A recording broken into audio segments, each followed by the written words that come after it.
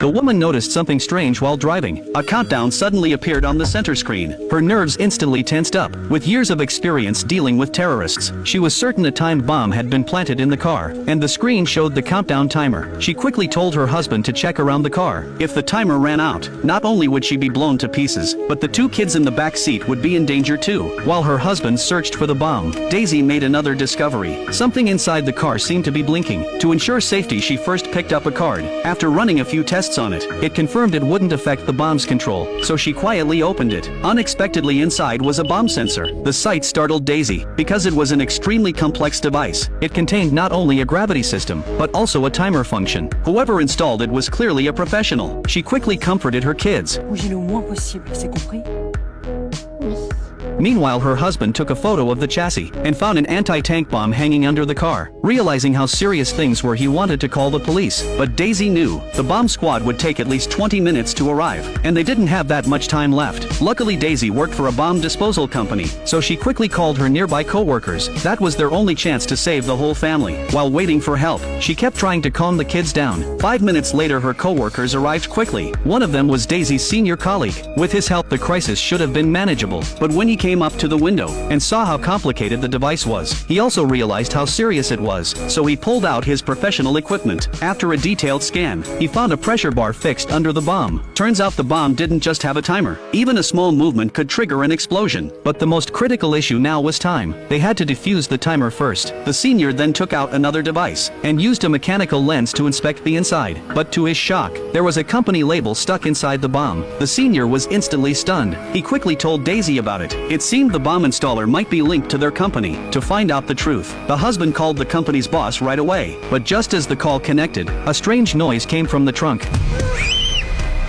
To everyone's shock, the boss was actually in the trunk. Everyone was completely confused. The boss only remembered getting knocked out while drinking and waking up inside the car. Clearly, all this had been planned. The bomb had been pre-installed in the car, and the targets were deliberately gathered together. At that moment, the mayor also arrived. After understanding the situation, she assigned Daisy to identify the suspect. Right then, Daisy's junior colleague also showed up. The top priority was to defuse the countdown. Luckily, the junior brought all the equipment. But then came the hardest part of bomb disposal. After a detailed test, they found 4 wires inside the bomb, but they had no idea which one to cut, and as the three discussed, they started to disagree. The senior thought they should cut the yellow wire, but Daisy believed they should cut the blue one. They even argued over it, but with the timer nearing 0, Daisy had no choice but to trust the senior's judgment. They carefully operated the robot and opened the outer shell of the bomb. Sure enough, there were 4 wires inside, but could they really pick the right one?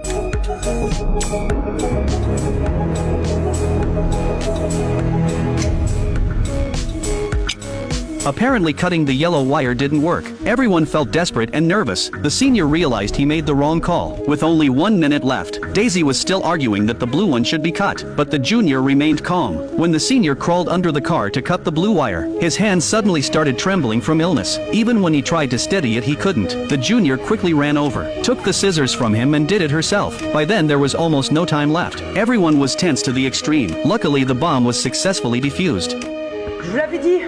C'était un verre. Realizing she almost doomed everyone, Daisy froze in shock, but they still had a bigger problem. Although the timer was deactivated, the gravity sensor under the car was still active. Any movement could trigger it, so they still couldn't get out of the car, and there was a gas pipeline right beside them. If it exploded, the whole building would go down. In the face of all this trouble, the junior came up with an idea. She told the mayor to evacuate all residents in the area and bring a huge car cover to cover the entire vehicle, so Daisy's family wouldn't be too frightened. Then the two carefully pushed the car, moving it to a safer spot. With the danger zone handled, the next step was getting them out safely. The junior brought heavy-duty airbags to offset part of the gravity system. That added about 200 pounds of buffer, enough to let one child get out first. She quickly told Daisy the good news, but Daisy froze. Both kids were her own. It was a blended family of 4. Daisy had her son and her husband had his daughter. At that moment, Daisy couldn't decide, so she called her husband, who was still investigating. 40 kilos, ça veut dire un enfant. Il s'agit d'un fils du gamin dont je m'occupe depuis un an. Even though it was hard, the husband finally chose to let his biological daughter out first. That decision hurt the son deeply. He accused his mother of not standing up for him. Daisy tried her best to explain, but they were running out of time. Outside the car, the senior was preparing, planning to destroy part of the system with a laser. Daisy realized she was about to become the bad mom in her son's eyes. But in that critical moment, time was everything. The senior got ready beside the car, while the junior kept her eyes on the gravity system.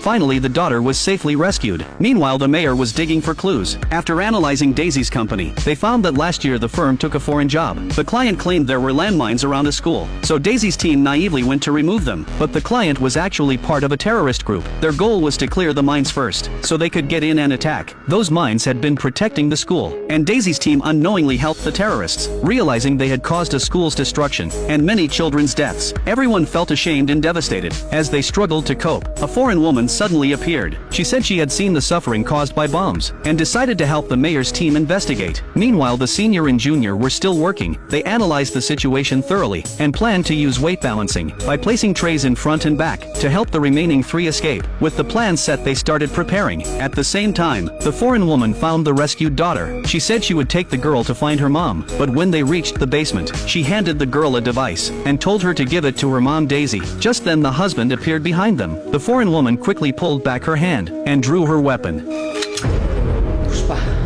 It turned out the foreign woman was a victim's mother from that school. Daisy's company had unknowingly helped the terrorists, which led to her child's death, and now she was here for revenge. Seeing the girl saved, she gave her the detonator to deliver to Daisy. Seeing her father threatened, the girl had no choice but to obey. Luckily, the mayor and her team arrived in time, and stopped her just in time. But facing everyone with guns raised, the foreign woman didn't flinch. She demanded the mayor drop her weapon first. Only then would she talk. But the mayor's negotiation skills were poor, and she accidentally angered the woman.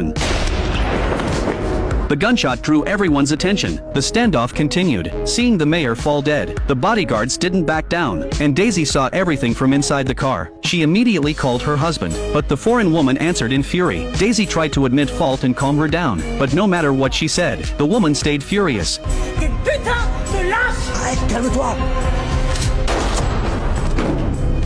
Fortunately, the junior acted fast, and managed to save the husband. But now there was no time to waste. The senior was still under the car adjusting the weight, because the tray couldn't hold enough. He had to bear part of the load himself, so the three could get out safely. Realizing how dangerous it was, the junior pulled the red control line. They had to start immediately. The first to get out was the boss. The boss got out safely. Then it was Daisy's turn, but at that tense moment, her son froze in fear. He stood still, unable to move. The senior under the car was already exhausted. Part of the car's weight was on his body. Seeing this, the boss rushed over, and told the boy if he got hurt, his mom Daisy would never forgive herself. After those heartfelt words, the boy finally stepped out of the car. Everyone was saved at last. Only the senior remained struggling. Hundreds of pounds of pressure were on his body. If he let go, the car could explode any second. But there was no time to wait for backup. His strength was completely gone. Je tiens plus. Sonia! Sonia, dégage! In the end, the senior let go. With a massive explosion, he died in the underground garage, and everyone else survived. The movie ends here.